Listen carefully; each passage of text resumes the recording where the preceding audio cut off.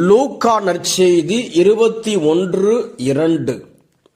வறுமையில் வாடிய ஒரு கைம்பெண்ணும் 2 காசுகளை அதில் போடுவதை இயேசு கண்டார்.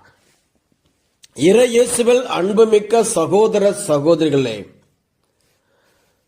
கைம்பெண் ஒருவர் காணிக்கை பெட்டியிலே காணிக்கை போடுகின்றார். தனக்கென்று இருந்த எல்லா பணத்தையும் காணிக்கை பெட்டியில் போடுகிறார். அடுத்த வேளைக்கு சாப்பாடு இல்லை, கையில் மீதம் பணம் இல்லை. ஏன் அப்படி எல்லாவற்றையும் காணிக்கை பெட்டியில் போடுகின்றார்? ஏனென்றால் அவர் விசுவாசம் இறைவன் மேல் இருக்கிறது.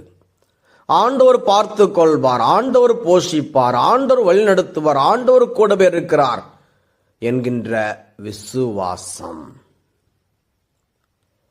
எப்பொழுது நாம் மனப்பூர்வமாக சந்தோஷமாக கடவுளுக்கு காணிக்கை கொடுக்கிறோமோ, நமக்கு மகிழ்ச்சி, சந்தோஷம், மன நிம்மதி, மன நிறைவு கிடைக்கும். அந்த மன நிறைவு உலகம் கொடுக்க முடியாதது. அந்த மன நிறைவை பெறுகிறார் இந்த கைம்பெண். கொடுப்பவர்கள் எப்பொழுதுமே கெட்டு போனதில்லை. ஆண்டவருக்கு கொடுக்கிறவர்கள் எப்பொழுதும் அவருடைய வாழ்வு உயர்ந்து கொண்டே இருக்கும். எப்பொழுதும் அவர்கள் முன்னேறிக்கொண்டே இருப்பார்கள். வித்தியாசத்தை பார்க்கின்றோம். கடவுளுக்கு கொடுக்கிறவர்களுடைய வாழ்வை பாருங்க, கடவுளுக்கு கொடுக்காதவர்களுடைய வாழ்வை பாருங்க. ஆண்டோருக்கு கொடுக்கிறவர்களுடைய வாழ்வு, அவர்கள் ஏழையாக இருந்தாலும் ஆரோக்கியமாக இருப்பார்கள், மகிழ்ச்சியாக இருப்பார்கள். ஆனால் கடவுளுக்கு கொடுக்காதவர்கள் ஒருவேளை பணக்காரர்களாக இருந்தாலும் அவர்கள் தங்கள் பணத்தை எல்லாம் கொண்டு போய் ஆஸ்பத்திரிக்கு கொடுக்கிறவர்களாக இருப்பார்கள்.